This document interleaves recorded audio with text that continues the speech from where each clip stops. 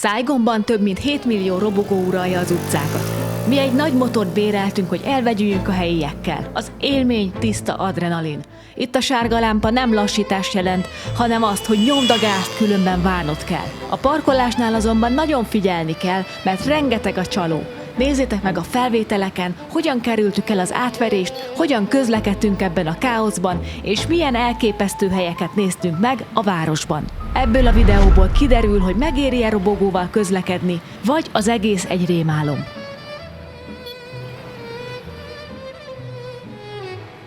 Sziasztok! Szén ciao! Szien ciao! Üdv innen Ho Chi Minh városából. Most éppen elmegyünk először kimosni a ruhákat, egy ilyen kastélyszállóba szálltunk meg, ami meglepően jó egyébként, nem ilyenre számítottunk a képek alapján, de teljesen fel van újítva az épület, nagyon szépek a szobák, tiszták, meg vagyunk vele elégedve. Persze a reggeli az a top, az a Da Nang városánál volt, Renaissance Hotelban, viszont összességében ez is nagyon jó. Úgyhogy most bedobjuk a mosást, utána pedig felveszünk egy robogót, hogy könnyebben tudjunk itt haladni a városban. Magában, Ho Chi Minh városában, vagy ahogy szokták még emlegetni a helyiek, Saigonban, a közigazgatási területekkel együtt 12 millióan élnek, ami ez egy elég szép szám, szerintem. Többen laknak itt, mint Hanoiban, és több motor is van itt. Körülbelül 1 millióval több motor van itt, mint Hanoiban. Ami, hogyha a számokat nézzük, az olyan 8 millió.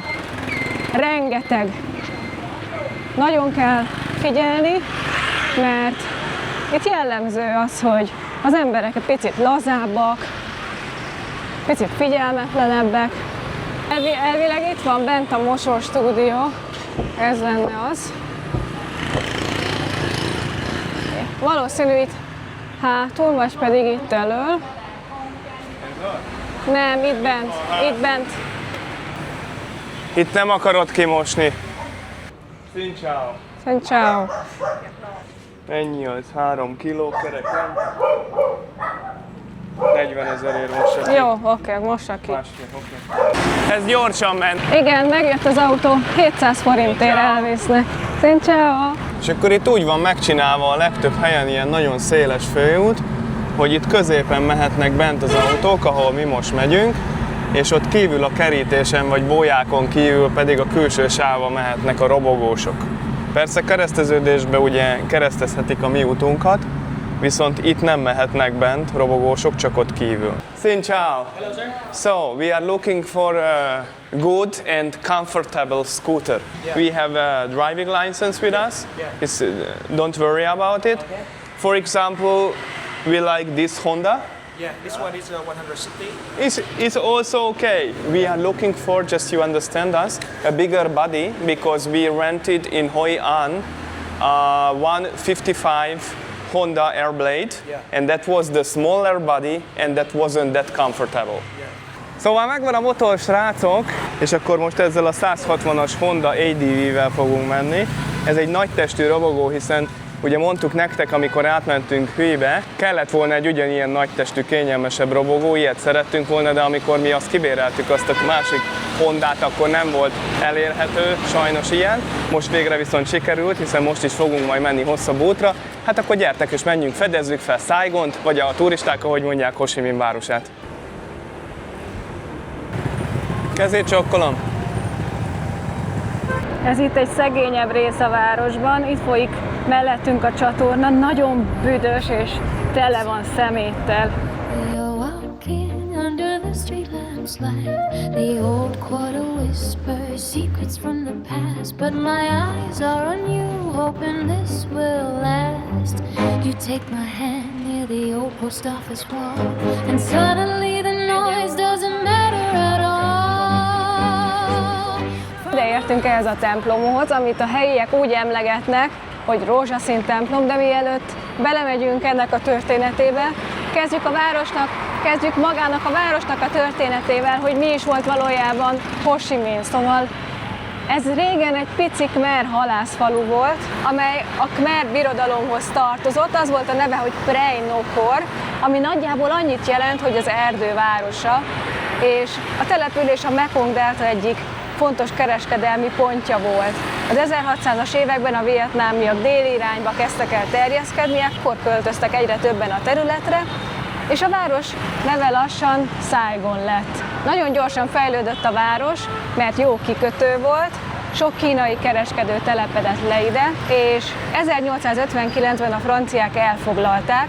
Saigon lett a francia Indokína egyik központja. Rengeteg francia hatású épület található meg a városban, amiket majd a későbbiekben meg fogunk nézni. Viszont térjünk rá arra, hogy az 1950 és 70-es években Saigon lett Dél-Vietnám fővárosa, és ez volt akkor a vietnámi háború egyik központja. 1975-ben az északi hadsereg elfoglalta a várost, és ekkor esett el. Majd a háború után nevezték át igazából Ho Chi Minh City-re, a vietnámi függetlenségi vezető Ho Chi Minh tiszteletére. És az már elsőre feltűnik, hogy itt is ugyanolyan nagy a káosz, azonban itt egy picivel szélesebbek az utak, mint Hanoiban, picit modernebb is, mert itt vannak már felhőkarcolók, meg újabb épületek, viszont azt is észre lehet venni az épületeken, sokak felújításra szorulnak. Szerintem, meg a Tomi szerint a motorosok ugyanúgy közlekednek, nagyon előzékenyek egymással, hogyha látják, hogy be szeretnél menni, akkor nem fognak rád, nem is tudom, hogy rád húzni a kormányt, meg ilyenek. Simán lehet közlekedni a városban, még így robogóval is, és szerintem nagyban meg is egyszerűsíti most nekünk a közlekedésünket. És ez a katolikus templom itt, ez a Tan Din templom, vagy ahogy a köznyelv hívja, a rózsaszín templom, azaz a Pink Church. Nem volt mindig rózsaszín, hiszen átfestették, miután elkészült 1870-ben, és ezért kapta a rózsaszín templom nevet. Akkor épült ez a templom, amikor még Vietnám francia gyarmat volt, és barokk stílusjegyeket lehet felfedezni ezen a templomon. A torony kb. 60 méter magas, és már messziről ki lehet szúrni a templomtornyot, illetve a keresztet a tetején, szóval nem lehet eltéveszteni, hogy ide melyik út vezet. Állítólag belül is rózsaszín, mert néztünk róla képeket, csak sajnos nem tudjuk bemutatni, mert be van zárva. Pedig azt mondták, hogy 2-től nyit, és direkt azért jöttünk ide, azért kezdtünk itt. Érdekesség még, hogy Vietnámban körülbelül 7 millió katolikus hívő van, ami Ázsiában az egyik legnagyobb katolikus közösségnek számít. Igen, mert gyarmat volt, nem? Így van, pontosan ezt akartam mondani. A robogónkat letettük itt a járdán, simán, az összes többi mellé, és akkor innen ide átsétálunk, és rélyen szembe van ezzel a templommal, és én szeretnék majd inni valami jó kis hűvös frissítőt, esetleg egy teát vagy valamit. Láttam több helyen ezt a Shaggy teát, vagy ezt a Shaggy, olyan, mint a Starbucks, csak egy csomófajta féle tea van ott. Itt most nincsen, viszont van itt másfajta teázó, de majd, hogyha látunk ezen kívül valamit, mert itt nagyon sokan vannak, úgy látom, akkor szeretnénk egy valamit így inni, és akkor úgy csinálni, ahogy a Ho Chi Minh városiak, vagy Saigoniak, hogy szépen ilyen kis szütyőbe ide adják nekünk, és akkor elszürcsöljük. 35 fok van jelenleg amúgy, és nagyon fű lett az idő, délutára mondtak esőt is, azért én titkon bízom benne, hogy nem fog esni, mert akkor megint az lesz, hogy széttázunk. Na menjünk akkor! Itt vagyunk a bejáratnál, és olyan a szerkezete fent, mint egy ilyen tipikus nyugat-európai piac. Nézd meg, mutasd meg a tetejét a kedves rádióhallgatóknak. Ugye? Igen. Igen, amúgy ezt a piacot úgy hívják, hogy Tan Din Market. Ez egy nagyon régi piac, inkább a helyiek járnak ide bevásárolni, ez kevésbé turistás, mint a városnak az ikonikus piaca, a Ben Thanh Market. És a ruhától, meg a csecsebecsétől most kiukadtunk a másik felén, ahol vannak vendéglátóhelyek, illetve a friss áruk, hal, hús, zöldség, gyümölcs. Ficánkolnak a halucik. Hú, de én is ficánkolnék most. Jól esne egy kis víz. Nekem tudod, hogy mi esne jól? Egy ilyen kummantás, így itt. Ez csak szépen, ventilátorral meg mindennel. De jó nekik. Autentika van itt a köbön, mi? Látni fogják a nézők majd szerintem a különbséget, amikor elmegyünk a városnak az ikonikus piacához, amit szintén a franciák építettek az 1912-es és 14-es évek között. Szóval az az ikonikus piac, ez pedig a helyieknek a kedvenc piaca. Szóval ez itt a longan, a sárkány szemgyümölcs, aztán pedig van itt a mangosztán, ez, mangosztán, jegyezd meg. Ez egy nagyon finom, édes gyümölcs, Ázsia egyik kedvence. Az pedig ott a körte, a többit megismerjük.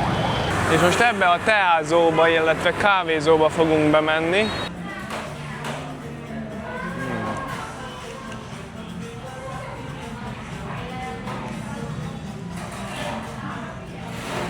Jó. Most egy olyan helyre jöttünk át, ahol több látnivaló van egy helyen, és picit távolabb álltunk meg, mert itt biztonságosabbnak érezzük, nem szeretjük azt, amikor hívogatnak, hogy itt parkolj le, meg ott parkolj le, nem azért, mert fizetni kell, hanem egyszerűen minket az irritál, úgyhogy ezért jöttünk el egy picit távolabb. De körülbelül egy 5 perces séta, és már ott is leszünk. Úgyhogy átmegyünk szépen az úton. Meg is érkeztünk a Saigoni Notre Damehoz. Éppen felújítják, fel van állványozva szinte az egész.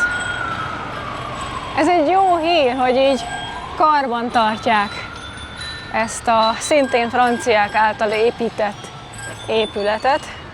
Elmegyünk az elejéhez. A leveses tálakon csörömpöl. Ja, ügyes. Gyorsan kiveszi a szecskát, mert tovább a műsor. Tehát a Notre Dame-ot a 19. század végén építették, a gyarmatosítás korában, és az a különlegessége, hogy a franciák Franciaországból szállították ide a téglákat, abból építették fel az egész templomot. Szerintem ez valami őrület, és nagyon furcsa itt ebben az ázsiai országban egy ilyen nyugati stílusú épületet látni. Nem tudom, hogy ez mennyire szeretik a vietnámiak meg a helyiek. Szerintem imádják, hogyha itt körbenézek a posta előtti területen, hiszen a posta épülete is hasonló stílusban épült, az is nagyon díszes, és ez is biztos, hogy a francia gyarmatosítási időből való, és minden egyes ilyen faragványon, itt ezeken különböző nevek vannak felírva, Ampere, aztán Galvani, Faraday, stb. Ennek mindjárt utána fogunk nézni, hogy ezek mit szimbolizálnak, ezek a kiírások, de maga az épület az gyönyörű, és be is lehet menni, mindjárt be is fogunk menni, és meg fogjuk nektek mutatni, hogy belülről hogy néz ki. Évszámok találhatóak ott középen meg az óra alatt, 1886 és 1891. Igen, és még az az érdekessége, hogy ez egy postaépület, de viszont úgy néz ki, mint egy ilyen pályaudvar. Igen. És belülről is teljesen úgy néz ki, és gyakran emlegetik Gustave Eiffellel, mármint magát a stílusát, hogy az épületnek olyan stílusa van. Teljesen jogosan. Ezek a feliratok itt a postaépületnek a falán, amiről korábban is szó volt, ezek tudósoknak a nevei, és ez egy tulajdonképpeni propaganda volt annak idején, a francia gyarmatosítás idején, méghozzá az, hogy akarták jelezni a vietnámiaknak, illetve az ázsiaiaknak, hogy hát az összes ilyen tudományos dolog az Európából indult, szóval ez volt az oka annak, hogy fizikusoknak, csillagászoknak és matematikusoknak is felírták erre a postaépületre a nevét. Vannak kovácsolt vas részei ennek az épületnek, belül térképek találhatóak meg a 19. századból, illetve a francia gyarmatosítás idején innen indultak el a különböző levelek és kézbesíteni való csomagok is. Gyönyörű, szép, zöldre festett kovácsolt vas oszlopok találhatóak meg itt belül. Itt vannak a térképek, és az volt az oka ezeknek a térképeknek, illetve ennek az egésznek, amit ide megálmodtak a franciák, mert ők így képzelték el Indokínát és ezt az egész régiót. Amúgy én azon gondolkodtam most, hogy milyen érdekes, hogyha látsz egy francia stílusú épületet, és van benne egy kicsi kovácsolt vas, kicsi ez, kicsi az, akkor Gustave Eiffelnek a neve valami oknál fogva felmerül. Nem is értem, komolyan. És aki szeretne, az a családjának, rokonainak vagy barátoknak még mindig küldhet haza innen képeslapot, 10-20 nap alatt általában meg szokott érkezni. Erre a térképre meg oda van írva a jobb alsó sarokba, hogy Dél-Vietnám és Kambodzsa távíró hálózata.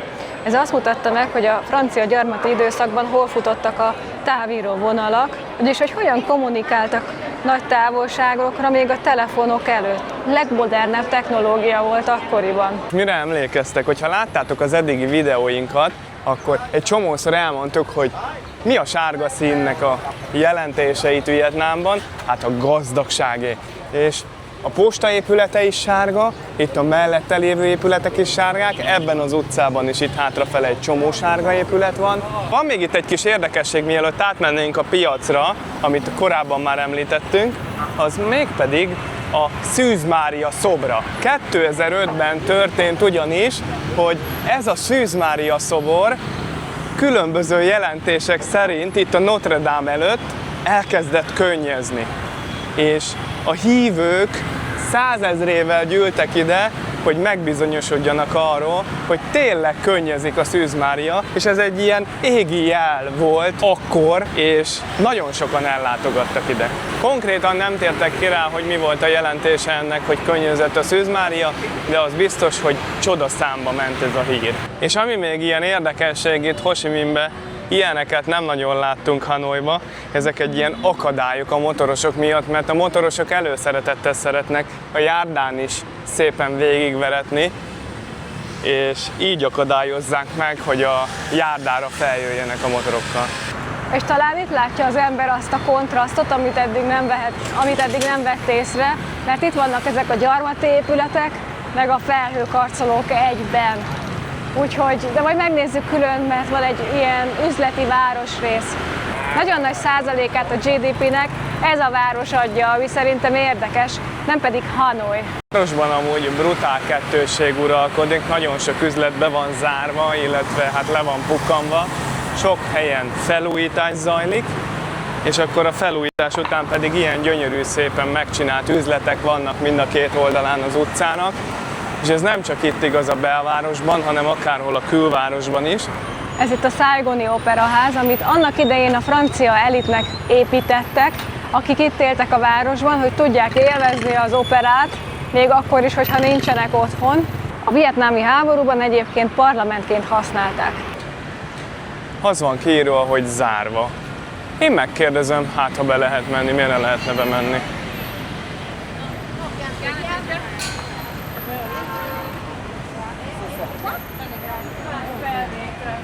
Yeah. Hello. Is it possible to have a look in the lobby area? So the Opera House is not open for public visiting. It's just for shows and events. Okay. Yeah, we have a show for tomorrow. If you go to the show, then you get to visit the whole opera. Okay, I see. Okay, so it's Yes, so not possible, very unfortunately. easy. Okay, thank you so much. Thank you so much. Hallottátok? Csak akkor lehet bemenni, hogyha operát látogatunk, hogyha eljövünk az operaházba operálni. Nem tudom, hogy lesz-e operaházba jönni Nem tudom. időnk, egy jó vietnámi operát. Szerintem nem lesz időnk. Szerintem. Amúgy, hogyha így körbenézünk a téren, akkor csomó francia márkát lehet látni. Ott van például a Vuitton, Hermès, Dior, meg az ilyenek. Ide telepedtek a gyökereihez. Közben pedig tényleg ez a kettősség övezi a várost, hogyha most megfordítom a kamerát, akkor a kamera túloldalán, tehát velünk szemben pedig a felhőkarcolók, illetve az üzleti negyed található meg, és milyen érdekes ott szembe az az épület, hogy van egy ilyen kis erkély vagy terasz, ami úgy kilógott a háromnegyedénél. Mi mindjárt annak is utána nézzünk, hogy az valami kilátó terasz például ott, vagy nem tudom, leszállópálya a helikopternek, vagy én nem tudom. Viszont most mi ebbe az irányba fogunk menni. Ez nagyon szép ez a sugárút, így az operaházzal szemben. Na gyere, menjünk akkor. Le sem tagadhatnák, hogy nem gyarmati épületek találhatóak itt. Vannak itt ezek az erkélyes házak. Igen, hát ez mind az. Le sem tagadhatnák, hogy Vietnámban vagyunk, mert azért itt megjelölték a területet ilyen sarlókalapáccsal, meg csillaggal, mert ott már láttam a háttérben, hogy vannak ilyen csillagdíszítések, hogy azért tudjad ám, hogy hol vagy. Ez a Skyline központja. Ezen kívül az üzleti negyed, az a District 1 területén található meg. Ja, ez? Akkor ez az üzleti Igen, negyed. így van. Akkor jól gondoltam, mert pont Itt. ezt kérdeztem, mert pont erről beszéltünk. Igen. Mert azt olvastam, ahol rengeteg felhőkarcoló van együtt, akkor az az üzleti negyed. Akkor ez az biztos. Igen, így van. Ez itt, aztán ott hátrafele bankok és különböző biztosítóknak az épületei. De amúgy nem csak egy üzleti negyed van, vagy? Szerintem. Hogy de. ez a District van, és akkor van még több is? Nem, hát különböző kerületek vannak, gondolom, így hívják. Aha. Na de látod, hogy akkor miben különbözik Hanoitól ez a város? Egy picivel modernebb és Igen. keverékebb. Meg hogy ilyen nagy terek vannak, és jobban elférnek, szerintem. Ez ilyen nagyon kommunista tér, nem? Hát a csillag miatt gondolod? Ja, lehet az is. Viszont nem olyan kommunista, mert hogyha meg jobbra nézek, akkor pedig ott van egy gyönyörű szép épület. Tehát, hogy gyönyörű. És a város névadója mellett sem mehetünk el. Itt van a nagy Ho Chi Minh. 1969-ig élt. És mit kell tudni róla? Ezt is már egyik videóban Elmondtuk, ugye ő egy kommunista vezér volt, de ő szabadította fel, és ő egyesítette Vietnámot, Észak-Vietnámot és Dél-Vietnámot. És mögötte pedig az az épület valami gyönyörű. És hát mi más lehetne itt a vezér mögött, hogyha nem a Saigoni városháza. Francia mintára készült, 1902 és 1908 között építették. A városnak amúgy ez a legszebb gyarmati épülete, és tényleg valóban tök jól néz ki, impozáns. És amikor a városban kettőségről beszéltünk, akkor körülbelül valami ilyesmikre gondoltunk, hogy szép épület, viszonylag karbantartott épület, mellette rom. Biztos vagyok benne, hogy ha ez az épület szépen meg lenne csinálva, fel lenne újítva, akkor ez is nagyon szépen néz neki. Szóval ez uralja ezt a várost, Vietnám legnagyobb városát. Én arra vagyok nagyon kíváncsi, hogy vajon itt is lesz-e olyan kontraszt a nappal és az este között, mint mondjuk Kínában, a nagyvárosokban, vagy akár Hanoiban. Ez nagyon érdekel engem. Úgy látom, végeztek az iskolások, vége van a tanításnak, így délután 5 óra után, és akkor szépen mindenki igyekszik hazafele. És lám, itt Vietnámban is viszonylag egyenruhába kell a gyerekeknek az iskolába jönniük, kék hosszú nadrág vagy szoknya, illetve fehér ing. És a finom kis piros kisdobos nyakkendő. Nekem nem tudom milyen az a kisdobos egyenruha, de nekem például tökre valami ilyesmi jutott most erről eszembe. Valószínű, hogy ők a napközibe voltak, mert van ilyen gyerekmegőrzés is.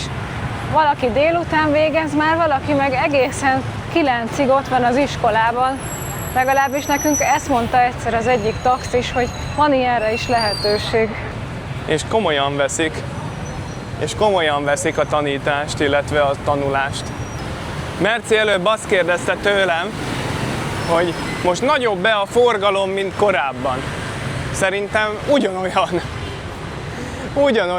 ugyanaz a káosz. Attól függ természetesen, hogy a város melyik pontján vagyunk épp, de hát itt is az az őrület van. Nekem mindig, amikor este megyünk, egy picivel többnek tűnik a motor.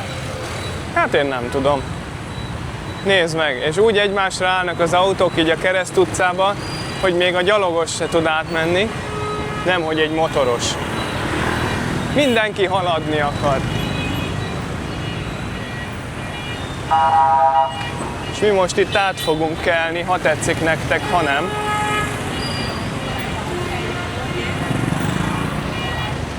Köszönjük szépen, hogy ilyen illedelmesen átengedtetek. És akkor vissza is értünk, ahol a motorunkat hagytuk. Felhuppanunk rá, és átmegyünk a piacra. Az egyik legnagyobb piacra itt Saigonban. Nagy nehezen ott tudtunk megállni a mocival, mert itt mindenhol, ahogy így körbe mentünk, mindenhol vagy elzavartak, vagy kellett fizetni, és nem az a baj, hogy kellett fizetni, hanem hogy rohadt pofátlanok voltak az emberek, tehát hogy leszálltál, vagy alig szálltál le a mociról, már jöttek, és azt mondták, hogy 50 000-ért lehet ott parkolni. Na most szerintem az egy picit túlzás, picit, enyhén szólva, mi kifizetjük, nem arról van szó, hanem hogyha valaki pofátlan, azt nem szeretjük, mert eddig tényleg normálisak voltak. Csak ez a nagyváros, az mégiscsak más. Igen. De viszont itt le tudtuk tenni, és volt egy ugyanúgy biztonsági őr itt a Meki mellett, és akkor inkább nekiadunk valamit, mert ő azt mondta, hogy persze nyugodtan itt maradhat, semmi gond. Íme itt van a Bentham Market, több mint 100 éves ez az épület. 1912 és 14 között építették, szintén a franciák, és ez a piac eredetileg itt a Saigon folyó mellett működött. A kereskedők idehozták a rizst, a halat, a fűszereket, gyümölcsöket, és innen indultak az áruk kereskedelemre, egész Dél-Vietnámban, szóval, hogyha lehet mondani, akkor nagyon jelentős ez a piac, és mára már kedvelt nagyon a turisták körében, tényleg rengetegen vannak, és ezt így a üzletek áraiból is lehet látni. Éppen naplemente van, és hát most indul az élet. Ez a jó bácsi, ne 1 méterrel arrébb álljon, hanem pont ide a zebrához. Eléggé állít benne a levegő, kicsit sétálunk. Egyszer-egyszer így megcsap egy-egy szellő, de roppant meleg van, és szerintem ehhez még pluszba hozzátesz, hogy a tető lemezből van. Hát úgy látom, hogy hamisítványból itt sincs hiány. Talán eddig itt látjuk a legjobb hamisítványokat. Van mindenből választék. Az elején pedig órák is voltak. És akkor ide értünk arra a részre, amit én szeretek, és nem a duriánnak a szagára gondoltam, hanem a zöldségre és a gyümölcsre. Ezek ilyen nagy termésű duriánok. Skorpió, meg csörgött kígyó. Meg azt tudod mihez? Szerintem ginseng. Nagyon szeretik. Ez durva. De mi már ittunk ilyet, de nem skorpiót ittunk, hanem mi kobra bort ittunk. Ha még nem láttátok azt a videót. Kattintsatok ide. Jól mutatom? Ide kattintsatok az i-betűre. Galom van így most este is még. De ez a ház ez annyira jól néz ki itt a sarkon. Olyan jól néz ki, hogy ilyen zöld, közben a lampionosok rajta vannak, természetesen ez is sárga színű. És most itt vissza fogunk akkor menni a piacra, illetve itt a szélén, és akkor körbe fogunk megnézni. Nem tudom, én nem vennék ilyen hamisítványt. Inkább spórolok és megveszem az eredetit. És sose vennék ilyet. Vagy csak azért se, mert állítólag hamar tönkre mennek ezek az órák, meg tényleg, hogyha akarok, akkor megveszek egy kevésbé prémium, mármint egy nem luxus kategóriát, érted, hanem mondjuk egy ilyen prémium kategóriásat. Mert vannak tök jó svájci órák, és például Svájcba, hogyha elmész, akkor olcsóbban meg tudod venni őket. Vagy pedig használtan, akár, ahogy mondtuk, Hongkongban. Vagy kéz alól esetleg. Hát használtan, igen, kéz alól. Így van, de nem üzletben, hanem magán személytől is. És az automata órák, azok, ha megveszed, azok életre szólnak, hogyha karba van tartva.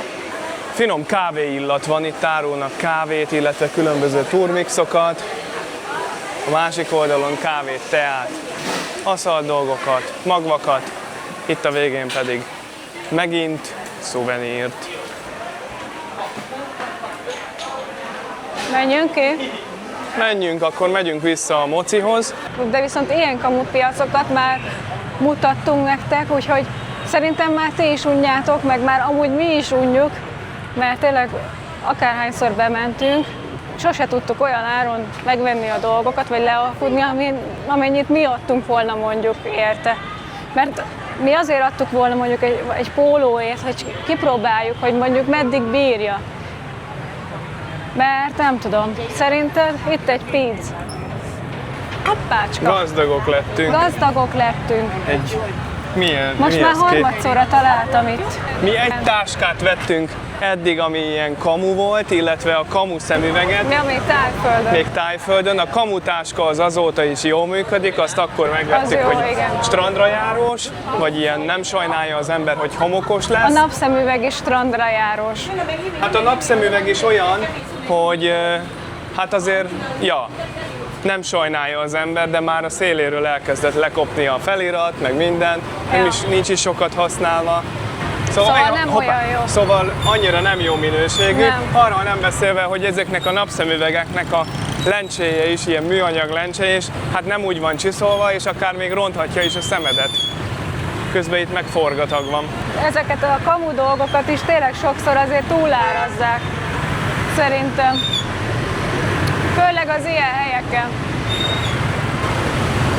Hát nyilván a turistáknak fel vannak verve az árak, szóval... És itt a járdán pedig képtelenség amúgy sétálni, mert végig be vannak állva a motorok. Mi majd most mindjárt itt elvileg lesz egy zebra, és akkor ott át fogunk verekedni. Mert át kell mennünk a másik oldalra, de hát szépen haladunk. Mercikém lemaradt. Ugye megvárom. Itt van a drágaság. És itt a parkban külön motoros szekció van, külön motoros parkoló, hiszen ennyi motornál, 7-8 millió darab motornál kell is, hogy gondoljanak rájuk. Menjünk át! Határozottan lelépünk az úttestre. Itt van a motoros szekció. Szépen itt meg lehet állni. Fizetős. Azt nem láttam, hogy mennyit kell fizetni, de fizetős. Ott a sátornál ott van a kihajtás, meg a behajtás. Behajtáskor kapsz egy papírt, és akkor mikor kimész, akkor gondolom kifizeted az időnek megfelelő összeget. De amúgy az az érdekes, hogy a reptérnél, ott Danangnál, ahol leparkoltunk a motorral, ott 2000 dongot kellett fizetnünk, 2000-et. Itt 50 000 kértek a parkolásért. Fura?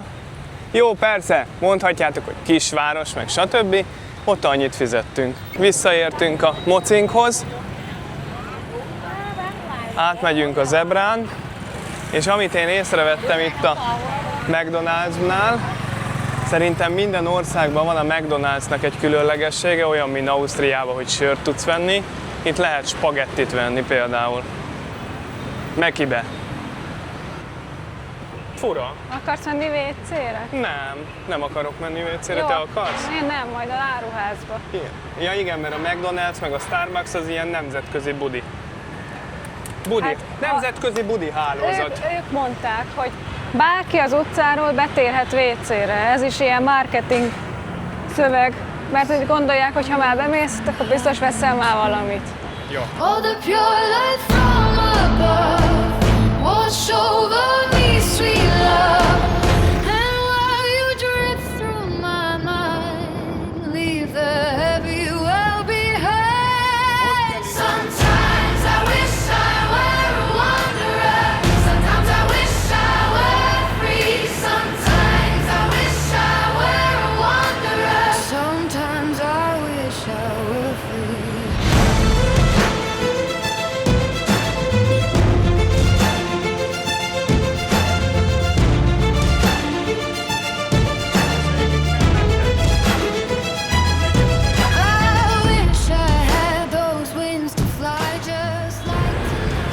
Itt nagyon hideg fej kell hozzá, hogy motorozzál, és én ezt most megmondom neked őszintén, nagyon élvezem itt menni. Itt a pagoda, amit messziről láttunk. Én ezt nagyon élvezem most, ezt a forgatagot. Bejön nagyon.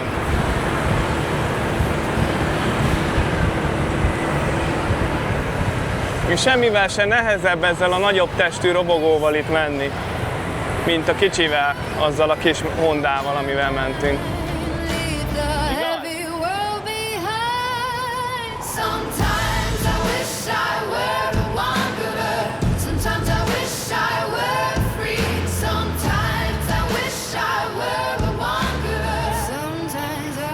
Szépen most már elindulunk akkor vissza a szállásra. Ha tetszett ez a videó, akkor nyomjatok egy lájkot, írjatok kérdést, hozzászólást, és a következő videóval jelentkezünk majd. Sziasztok! Ciao, ciao.